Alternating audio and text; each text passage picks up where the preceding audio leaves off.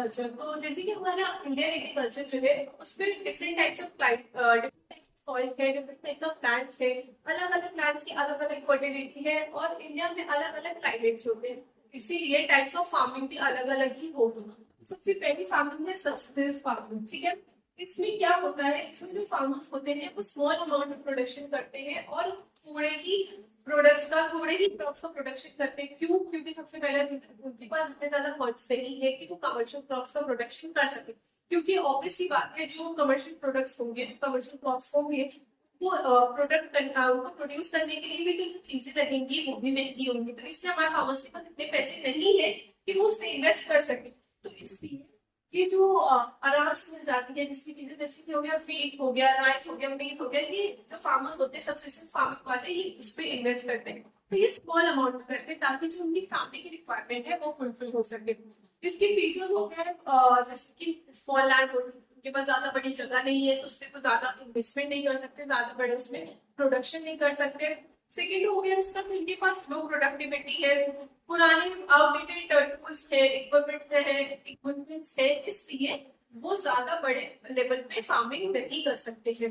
सो ये था subsistence farming का। अब आप इसका नोट डाउन कर लीजिए, नेक्स्ट वीडियो में हम लोग देखेंगे commercial farming. Okay, next type of farming है कमर्शियल टाइप ऑफ फार्मिंग, ठीक है। कमर्शियल फार्मिंग, कमर्शियल फार्मिंग में क्या होता है, जो हमारे फार्मर्स होते हैं वो प्रोडक्ट्स, वो क्रॉप प्रोड्यूस करते हैं जिससे वो सेल कर सके, उनको अच्छा प्रॉफिट मिल सके। For example sugar cane, tea, cotton, ये सारे प्रोडक्ट्स कमर्शियल होते हैं ताकि वो उसको प्रोड्यूस कर सके, अच्छा उनको प्रॉफिट मिल सके। क्यों कमर्शियल होते हैं? क्योंकि उसका फर्दर यूज हो सकता है, जैसे वो अलग अलग इंडस्ट्री, अलग अलग, फॉर एग्जाम्पल शुगर केन है तो वो जाएगा शुगर इंडस्ट्री में, जिससे शुगर बनेगी तो उससे प्रॉफिट होगा, और वो शुगर उठती जाएगी बहुत सारे रेस्टोरेंट्स में, कैफे में, तो उससे अच्छा हमें रिटर्न मिलेगा। इसके बाद क्या होता है, इसके क्या क्या फीचर है, इसकी जो है जो लैंड होल्डिंग्स होती है वो बड़ी होती है। ऑब्वियसली बात है जब हमारे पास स्पेस ज्यादा होगी तो हम ज्यादा यूज कर सकेंगे। सेकेंडली यहाँ पे अच्छे फर्टिलाइजर्स का इस्तेमाल होता है, HYBC, हार्ड होल्डिंग वैरायटीज। इसके उसमें ये होता है कि अच्छी क्वालिटी की सीड्स होती है कि same time same amount of land पे हमें ज्यादा प्रोडक्शन मिल सकेगा और हमारी जो प्रोडक्टिविटी है हमारे लेबर्स की वो भी बढ़ सकेगी। सो ये था कमर्शियल फार्मिंग। ओके, आप इसको नोट डाउन करिए। तो हमारा थर्ड टाइप ऑफ फार्मिंग है शिफ्टिंग फार्मिंग, ठीक है।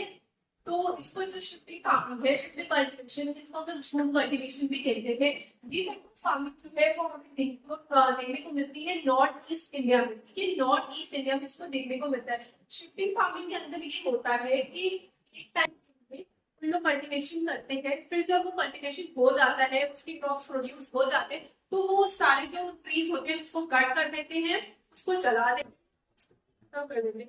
प्रोडक्शन बहुत temporary short period of time के लिए होता है। फॉर एग्जांपल ले लीजिए वेजिटेबल्स हो गए, मिलेट्स हो गए, ये उस तरीके का। और ये कौन करता है? मोस्टली ट्राइबल पीपल्स जो होते हैं, आदिवासी जो लोग होते हैं, उन लोग ये टाइप के कल्टीवेशन करते हैं। तो उसमें जैसे उन्होंने एक टाइम में ये कर लिया, प्रोडक्शन कर लिया, वो फिर वो फॉरेस्ट को या वो जो पर्टिकुलर लैंड है उसको काट के पूरा चला देंगे, ठीक है। तो ये हो गया shifting cultivation. Plantation farming, plantation farming वो फार्मिंग होती है जिसमें हमारे farmers single cash crops grow करते हैं। सिंगल कैश क्रॉप्स क्या होती है? सिंगल कैश क्रॉप्स वो कैश क्रॉप्स होते हैं जिसमें हमको जो रेट ऑफ रिटर्न है वो ज्यादा मिलता है। फॉर एग्जाम्पल, अब हमारा जो इन्वेस्टमेंट है, जो ये क्रॉप प्रोड्यूस करने में जो हमारा पैसा लग रहा है वो लग रहा है 5 रुपीज, बट हमको जो रिटर्न मिल रहा है इससे हमारे फार्मर्स का बेनिफिट होगा, उनको अच्छा रिटर्न मिलेगा। तो ये हो गया प्लांटेशन फार्मिंग। और इसके फीचर्स क्या है, इसमें जो है ऑब्वियसली बात है जब हम हार्वेस्ट पे करेंगे हमको रिटर्न ज्यादा मिल रहा है तो हमारे लिए जो है लैंड और लेबर दोनों ज्यादा लगेंगे, उसकी लैंड और लेबर ज्यादा लगेंगे। और ये यूज होता है स्पेशली फॉर एक्सपोर्ट, एक्सपोर्ट करने के लिए ये ज्यादा यूज होता है और उसमें अच्छी सीड्स, फर्टिलाइजर, मॉडर्न टेक्नोलॉजीज का यूज होता है। और इसके अंदर कौन कौन सी क्रॉप्स आते हैं? इसके अंदर क्रॉप्स आते हैं फॉर एग्जाम्पल रबर, कोकोनट, ये सब जो मतलब जिससे अच्छा पैसा हम लोग को रिटर्न मिल सके वो आ सकता है। अब एक्सपोर्ट भी होते हैं क्योंकि जो बाहर की कंट्रीज होती है वहाँ की फर्टिलाइजर नहीं होती है, इतनी फर्टिलिटी वहाँ की लैंड्स में नहीं होती है, इसलिए वो इंडिया से इम्पोर्ट करते हैं। तो जब वो यहाँ से इम्पोर्ट करेंगे तो इससे हमारा बेनिफिट होगा। क्या बेनिफिट होगा? हमारी कंट्री का जीडीपी भी बढ़ जाएगा।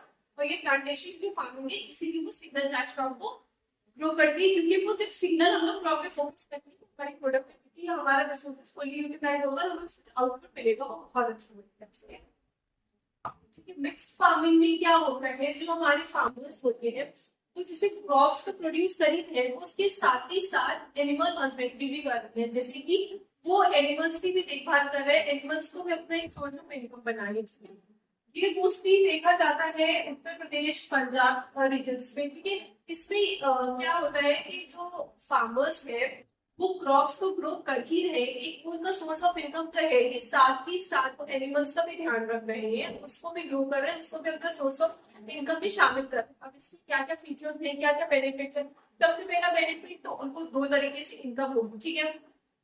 सेकेंड बेनिफिट कि जैसे कि हमारा इंडिया में अनप्रेडिक्टेबल मॉनसून है जिसकी वजह से लॉस हो सकता है, हमारे क्रॉप्स खराब हो सकते हैं, तो अगर बाय चांस हमारे क्रॉप्स खराब होते हैं तो हमारे एनिमल्स की तरफ से जो इनकम है वो जनरेट हो सकती है, हमें इतना ज्यादा लॉस सफर नहीं करना पड़ेगा। थर्ड बेनिफिट कि जो हमारा एनिमल का मैन्योर जो होता है वो एज अ फर्टिलाइजर काम करेगा हमारे क्रॉप्स के लिए, और जो क्रॉप्स की जो लेफ्ट ओवर चीजें होंगी जैसे स्ट्रॉज हो गया, हस्क हो गया, वो हमारे एनिमल्स को फीड कराने में काम आ जाएगा। इसका डबल फायदा ये हुआ कि एक तो हमें फर्टिलाइजर्स में इन्वेस्ट करने की जरूरत और ना ही हमें अपने एनिमल्स की खाना पीना खरीदने की जरूरत पड़ेगी।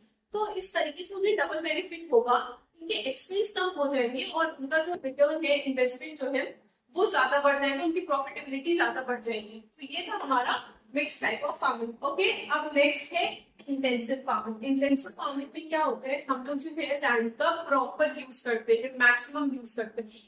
कि जैसे कि इंटेंसिव फार्मिंग में हो गया सबसे ज्यादा, मतलब कितना ज्यादा तुम यूज कर सकते हो, हद से ज्यादा जितना हो सके, जितना पॉसिबल है उतना हम लोग यूज करते हैं। फॉर एग्जाम्पल जैसे कि हम लोग ने बीट, राइस, वेजिटेबल्स ये सबको हम लोग ने एक साथ में लगा दिया है लैंड पे, वो जो हो गया उसको हम लोग ने कट कर लिया, अब हम लोग राइस लगा देंगे, अब राइस हो गया उसके बाद हम लोग वेजिटेबल्स लगा देंगे, तो मतलब हम लोग सेम ईयर में टाइम पे काफी ज्यादा प्रोड्यूस कर चुका है। इससे हमें क्या बेनिफिट होगा, हमारा जो लैंड है वो तो सेम रहेगी बट हमें उससे प्रोडक्ट ज्यादा मिल सकेगा और हमारा जो टाइम है साथ में अच्छा खासा मिल सकेगा। ठीक है, ये होगा इंटेंसिव फार्मिंग। सो हमारा सेविंग है एक्सटेंसिव फार्मिंग। एक्सटेंसिव फार्मिंग वो टाइप ऑफ फार्मिंग होती है जहाँ पे लैंड बहुत बड़ी होती है बट जो प्रोडक्शन होता है वो थोड़ा होता है। वहाँ पे लैंड को हम लोग ज्यादा क्वांटिटी में यूज करते हैं बट जो प्रोडक्शन है, जो है, जो लेबर्स है, जो वर्कर्स है, इसको थोड़े लेवल में यूज करते हैं, थोड़ी क्वांटिटी में यूज करते हैं। अब उसका रीजन तो बहुत सारा हो सकता है, या तो वहाँ पे बहुत ही कम पॉपुलेशन है, वहाँ पे बहुत कम पॉपुलेशन है, इस वजह से वहाँ पे वर्कर्स नहीं है, इस वजह से वहाँ इतनी डिमांड नहीं है कि वो इतना ज्यादा प्रोडक्शन हो सके, बट लैंड है तो वो लोग प्रोड्यूस कर रहे हैं। वहाँ की लैंड इतनी फर्टाइल नहीं होगी और ये बहुत ही कम लेस पॉपुलेटेड कंट्री में या सिटीज में ये पाया जाता है। यूएसए हो गया, कैनेडा है, ये तो इंडिया के बाहर हो गया, यहाँ पे जैसे हरियाणा, राजस्थान, ये सब जगह की वहाँ पे एक्सटेंसिव टाइप ऑफ फार्मिंग देखी जाती है। यहाँ पे लेबर्स का, वर्कर्स का बहुत कम यूज होता है, लो प्रोडक्टिविटी होती है, बस लैंड का यूज ज्यादा हो गया। सो ये थे कुछ हमारे टाइप्स ऑफ फार्मिंग जो कि यूज होते हैं इंडियन एग्रीकल्चर में। नेक्स्ट वीडियो में अब हम इसके आगे का कवर करेंगे। Okay, so that's for today, thank you.